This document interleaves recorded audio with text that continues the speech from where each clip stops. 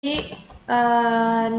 berkenan tadi ya, bioteknologi pengertiannya penerapan bioteknologi dalam kehidupan, lalu ada dampak penerapan bioteknologi yang dimana pengertiannya kita perlu mengingat bahwa bio itu dari makhluk hidup, teknologi itu suatu cara atau alat untuk memudahkan manusia dalam memecahkan masalah atau membuat produk yang berguna. Penggunaan organisme atau bagian dari organisme untuk membuat suatu produk atau jasa sehingga dapat mensejahterakan manusia. Jadi pastinya ada manfaat ataupun keuntungan dari berkembangnya bioteknologi. Bioteknologi terbagi menjadi dua. Ingat-ingat ya, ada konvensional yang dilakukan secara sederhana, melibatkan fermentasi, tidak diproduksi secara besar-besaran, dan tidak aseptik. Maksudnya tidak gimana?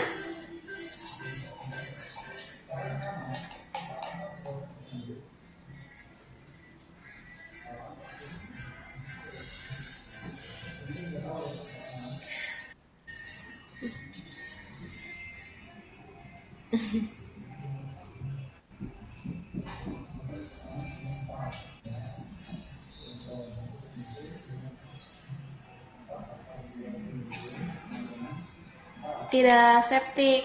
Nah, uh, aseptik itu apa, Biva?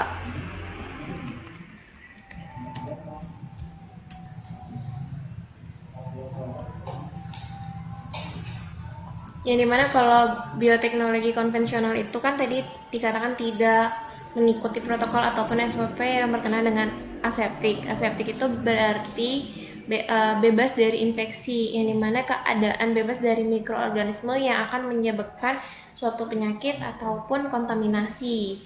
Nah, biasanya kalau aseptik ini seperti kita kayak menyemprotkan alkohol misalnya di alat-alat yang akan digunakan dalam pembuatan si pangannya, contohnya kecap, tempe, oncom, yogurt, tape, bir, dan keju kalau bioteknologi konvensional. Atau biasanya contoh seperti kita harus menggunakan sarung tangan ataupun lain-lain. Dan kemudian bioteknologi modern itu dilakukan dengan peralatan canggih, diproduksi secara besar-besaran, aseptik, dan menggunakan prinsip-prinsip ilmiah.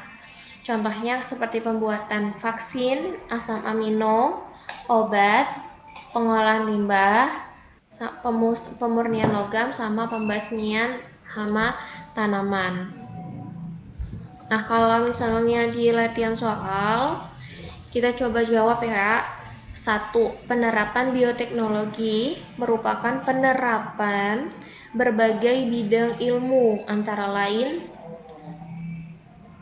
Kalau nomor 1 ini, Biva jawabnya apa? Bentar.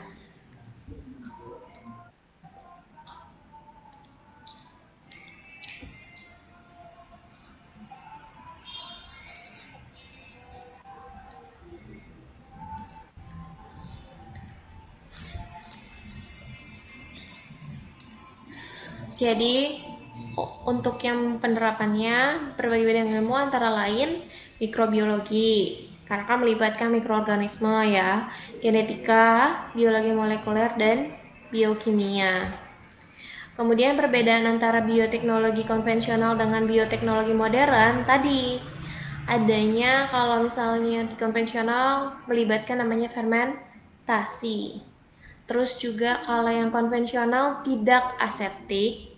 Jadi kalau konvensional itu tidak aseptik, sedangkan si modern dia aseptik. Kemudian kalau konvensional itu tidak menggunakan prinsip ilmiah, kalau yang bioteknologi modern menggunakan. Jadi perbedaannya pada prinsip-prinsip ilmiah yang digunakan. Produk bioteknologi modern antara lain apa? Ingat tadi kalau misalnya yang kayak pangan tempe, kecap, oncom itu adalah konvensional. tempe konvensional, kecap konvensional. Jadi yang betul adalah yang enzim, vaksin, asam amino, dan antibiotik atau obat-obatan ya. Mengubah makanan tertentu menjadi bentuk makanan lain melalui proses fermentasi. Nah, ini ingat, fermentasi itu adalah bioteknologi konvensional. Menguntungkan karena sebagai berikut kecuali. Nah, cita rasa lebih baik, nilai gizi lebih tinggi, aroma lebih menarik, harganya lebih murah. Nah, yang diminta kecuali. Jawabannya kira-kira Biva apa?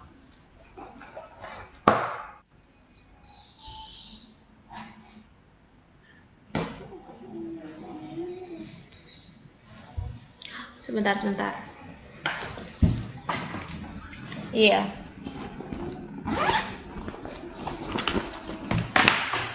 Ya Allah, ramai banget. Ramai banget itu, kenapa? Hah? Lagi Pak. As Astagfirullah. Pada ngapain itu? Pada mau lomba.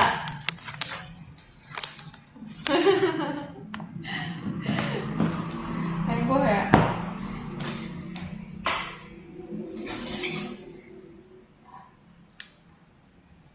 Ngapain?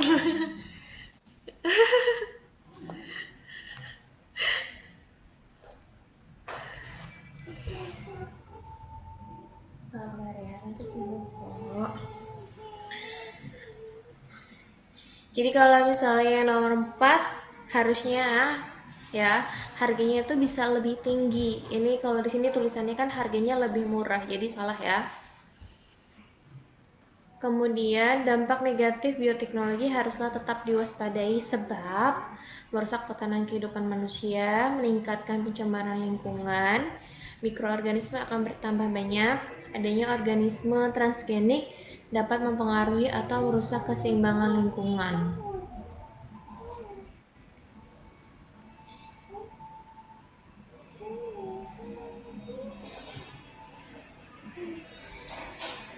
Jadi kalau misalnya kita ke slide sebelumnya, sebentar.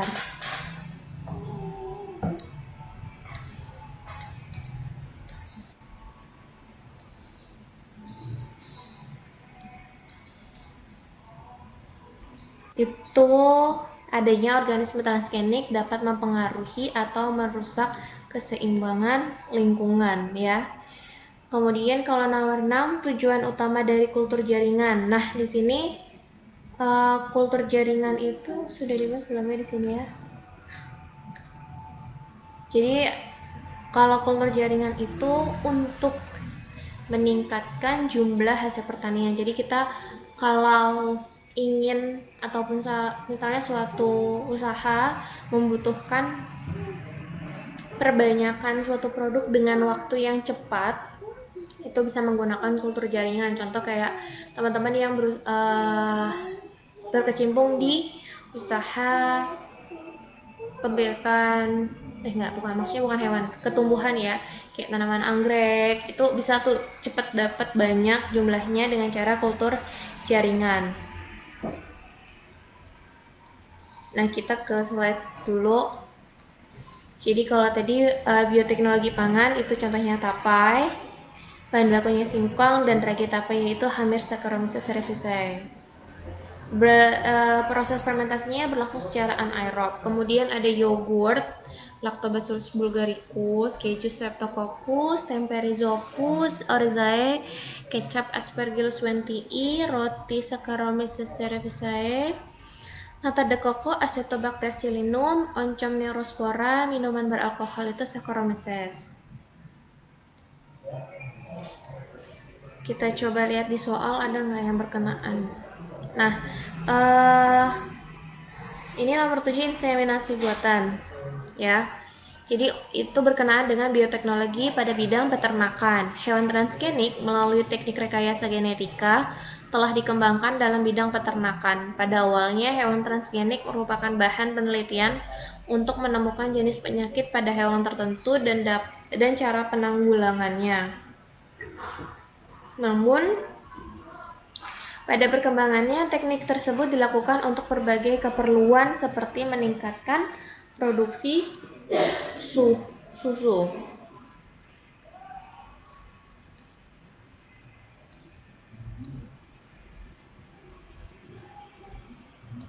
Inseminasi buatan atau kawin suntik yang telah dilakukan pada ternak sapi bertujuan sebagai berikut. Kecuali. Kecuali apa, Biva?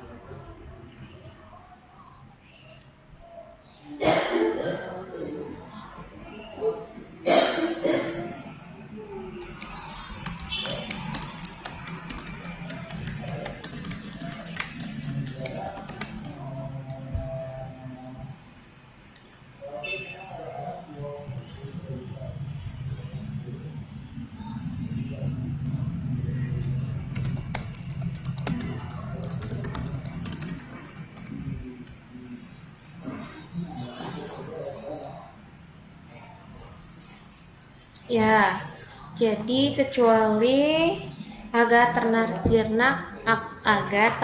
jinak sehingga mudah dipelihara. Yang lain betul ya, produksi daging dan susu berkualitas ya, kualitas ternak lebih baik ya, efisiensi pembayakan. Pernyataan berikut ini yang benar adalah hewan tidak dapat dikloning. Salah. Bisa, hewan tuh bisa dikloning. Kayak di slide ini ada teknik cloning yang dimana domba A dengan domba B ya. Domba A diambil bagian dari sel tubuhnya, DNA dari sel tubuh, kemudian DNA dari domba A digabungkan dengan sel telur tanpa inti dari domba B. Dan akan menghasilkan sel hasil fusi berkembang menjadi embrio, diimplantasi ke domba indukannya. Nanti akan menghasilkan individu baru. Tumbuhan lebih mudah diklon daripada hewan ya, karena dia memiliki daya totipotensi. Totipotensi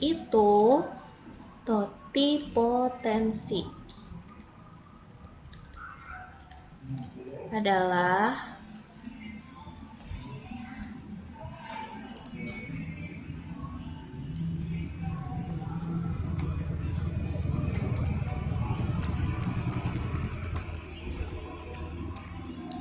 kemampuan dari sel-sel jaringan untuk tumbuh menjadi individu baru yang identik.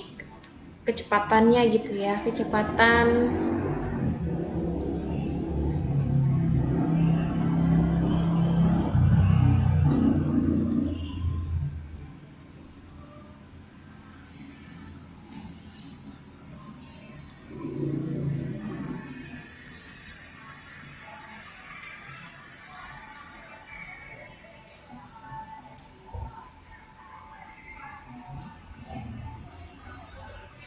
adalah kemampuan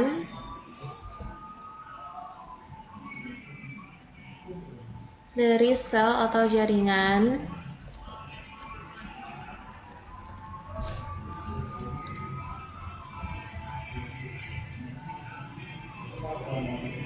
untuk tumbuh menjadi individu baru.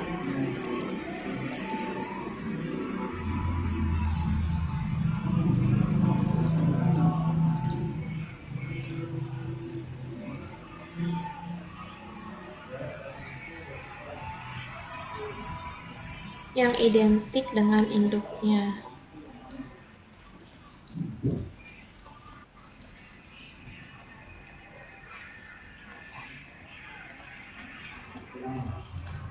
Daya totipotensi tumbuhan lebih rendah, harusnya lebih tinggi. Ini maksudnya organisme ya. Vertebrata memiliki daya totipotensi lebih tinggi, enggak, dia harusnya lebih rendah pada fase embrionya. Kalau misalnya pada fase embrio bukan lebih tinggi sih.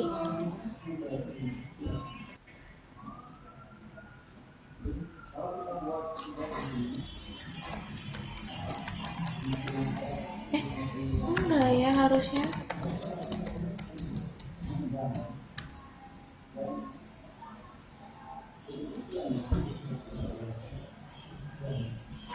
Kalau misalnya dibilangnya eh diklon lebih mudah, itu lebih mudah, maaf ini berarti lebih mudah cloning si ini ya, hewan.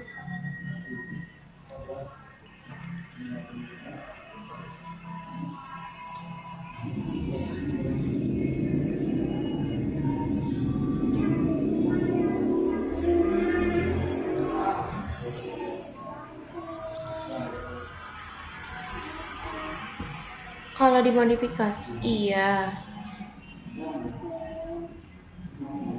tapi bener kok, benar-benar tadi jawabannya lebih mudah diklon karena lebih kompleks si hewan daripada tumbuhan. Untuk sel jaringan yang kayak gitu tuh lebih kompleks untuk hewannya ya daripada tumbuhan. Jadi jawabannya yang B. Kemudian pernyataan, nah seperti ini nih. Jadi biasanya akan ada soal yang kayak kita harus menyesuaikan benar apa enggak produknya, misalnya kecap benar enggak kalau misalnya Saccharomyces cerevisiae mikroorganisme yang terlibat dalam pembuatan kecap, enggak, harusnya kalau kecap itu adalah Aspergillus wientii.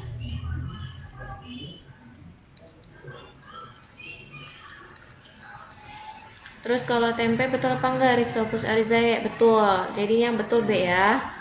Kemudian kalau tapai tadi harusnya Saccharomyces cerevisiae. Kalau nata de coco itu Acetobacter. Diingat-ingat nih, biasanya ini keluar mau satu mau dua Acetobacter gitu ya. Manfaat bakteri Saccharomyces cerevisiae dalam proses bioteknologi di bidang makanan. Kecap salah, nata de coco salah. Mengubah susu jadi yogurt. Tadi ya kalau misalnya yogurt itu menggunakan Lactobacillus bulgaricus. Yogurt itu dibantu oleh Lactobacillus bulgaricus. Salah. Jadi jawabannya mengubah sari buah menjadi minuman yang beralkohol. Pemanfaatan Saccharomyces cerevisiae dalam pembuatan tape adalah karena kemampuannya mengubah apa? Nah, tadi kalau Saccharomyces itu dapat mengubah dari glukosa menjadi alkohol, kayak di bagian sebelah kanan ini.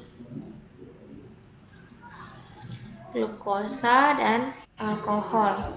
Kalau mengubah alkohol jadi asam cuka itu Acetobacter aceti.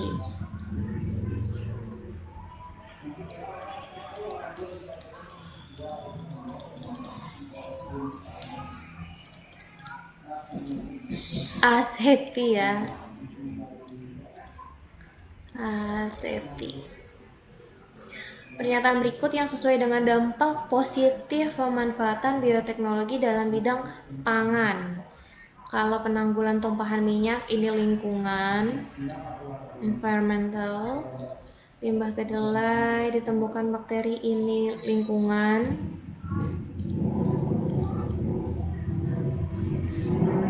Ini yang C ya. Limbah itu masuk ke lingkungan. Nah, kalau misalnya dilanjutkan berkenaan dengan jadi kalau tadi peternakan sapi perah transgenik mampu memproduksi hormon BST lebih banyak meningkatkan produksi susu dari 8,3 sampai 21,8%. Kemudian tahan terhadap penyakit mastitis. Kemudian menghasilkan sapi yang menghasilkan daging yang berkualitas dan tumbuh dengan cepat. Kalau yang berkenaan dengan bioteknologi dengan pada bidang kesehatan itu seperti pembuatan antibiotik, insulin sintesis sama pembuatan vaksin.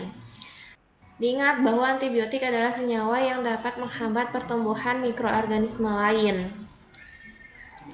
Insulin, yang dimana hormon insulin itu berperan dalam mengatur gula dalam darah. Sangat diperlukan oleh penderita diabetes karena penderita memiliki kadar gula yang tinggi dalam darahnya.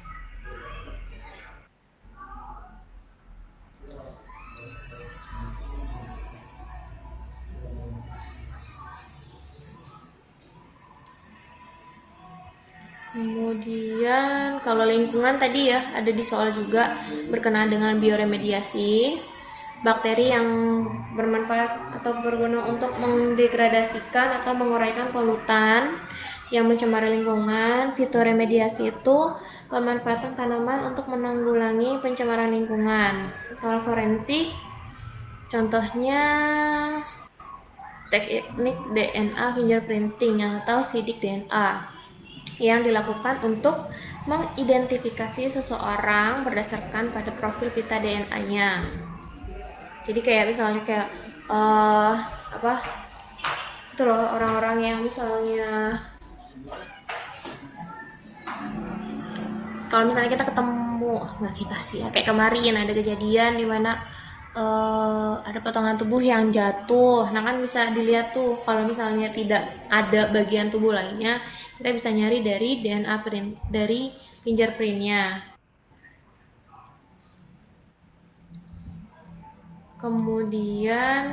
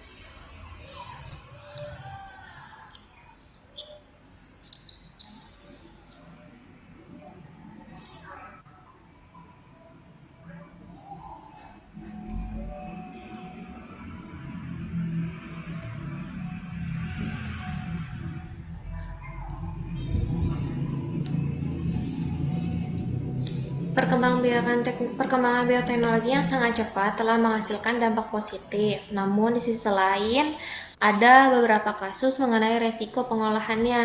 Nah, yang mana? Timbulnya penyakit jantung pada karyawan pengolahan besi yang memanfaatkan Tiobaxillus. Resikonya berkenaan dengan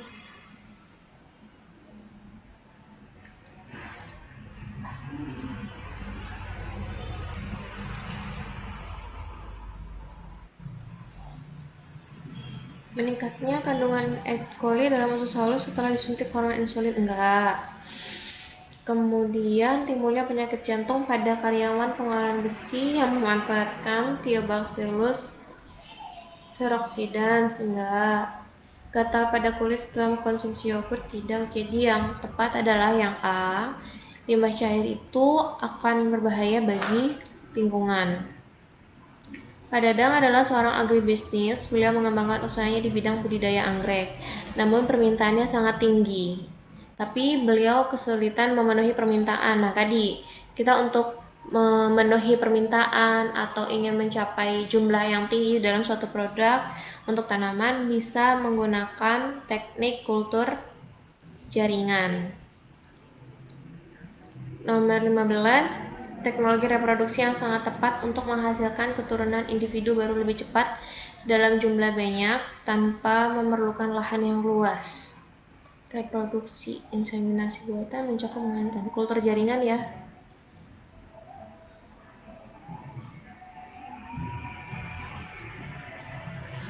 Tapi dia bilang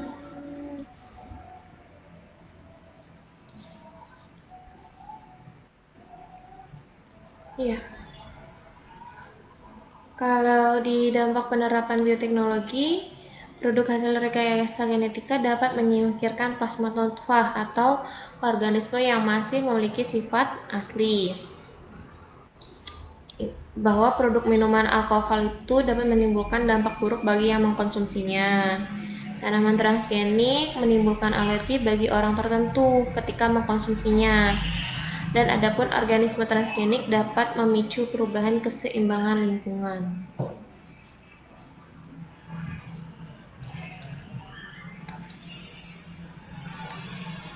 Di sini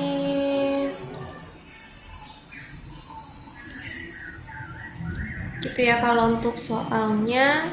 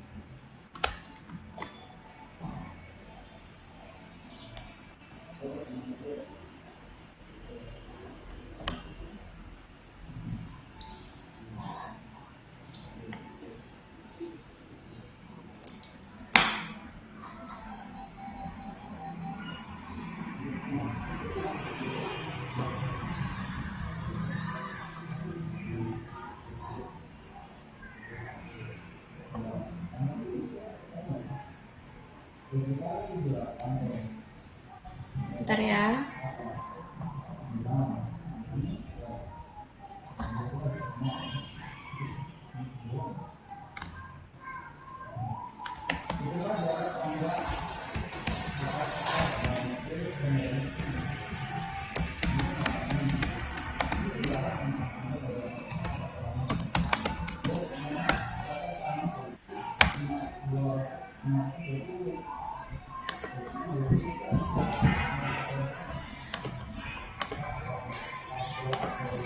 Oke, untuk latihan soalnya mungkin sampai sini. Nanti kita akan melanjutkan di video selanjutnya dengan materi ataupun kelanjutan dari bioteknologi. Oke, terima kasih. Assalamualaikum warahmatullahi wabarakatuh. See you the next video. Semoga bermanfaat.